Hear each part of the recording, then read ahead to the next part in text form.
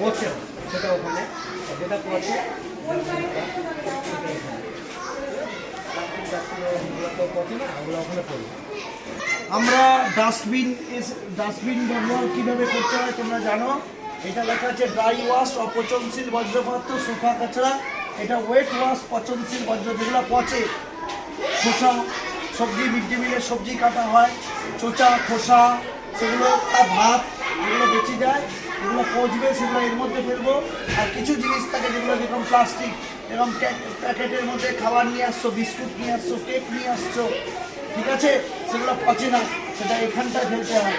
এটা একটা জায়গায় যাবে, এটা সরাসরি জৈব সার হয়ে যাবে, তবে মাটির সাথে মিশে সার হয়ে যাবে। আর এগুলো নিয়ে গিয়ে সেটা মেশিনে যাবে, মেশিন থেকে রিফাইনারি হয়ে আবার প্লাস্টিকেরই কোনো জিনিস তৈরি হয়ে যাবে। এগুলো পচবে না, মাটিতে দিলেও মাটিকে নষ্ট করে পচে না। আর এগুলো মাটিতে মিশে গেলে পরে মাটিতে সার হয়ে যায়। এই জিনিসগুলো তোমাদের জানতে লাগবে। আমাদের ডাস্টবিন, এই ডাস্টবিনে তোমরা যেগুলো পচা জিনিস সেগুলো এর মধ্যে ফেলবে, যেগুলো পচবে না সেগুলো এর মধ্যে ফেলবে। অদারওয়াইজ ডাস্টবিন ব্যবহার যদি করো তাহলে বাইরের পরিবেশ পরিষ্কার থাকে, নোংরা হয় না।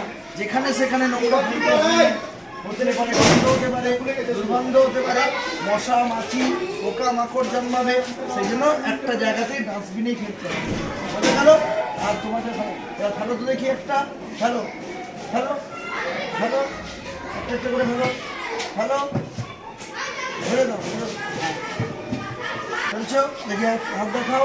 এবার এই হাত নোংরা হলো, এবার হাতটাকে হ্যান্ড ওয়াশ দিয়ে ধুতে হবে, ধুয়ে সবসময় হাত হ্যান্ড ওয়াশ দিয়ে ধুয়ে খেতে হবে। কখনোই নোংরা জিনিস ব্যবহার করার পরে হাত না ধুয়ে হ্যান্ড ওয়াশ দিয়ে হাত দাও। আসো আসো, হ্যান্ড ওয়াশ নাও, হ্যান্ড ওয়াশ নাও, দুই হাতে এরকম করে নাও, এরকম করে ঘষো, এরকম করে ঘষো, এরকম করে ঘষো। আসো এখানে উপরে আসো, দেখি এরকম করে ঘষো, এরকম ঘষো, এরকম ঘষো। এই যে কল চালা, হাত ধর, হাত ধর,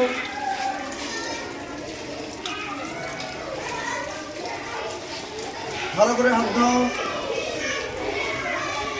হাত পরিষ্কার হয়ে গেল। এবার রুমাল দিয়ে হাত মুছে ঘরে যাও, রুমাল দিয়ে হাত মুছে তারপরে ক্লাসে যাবে।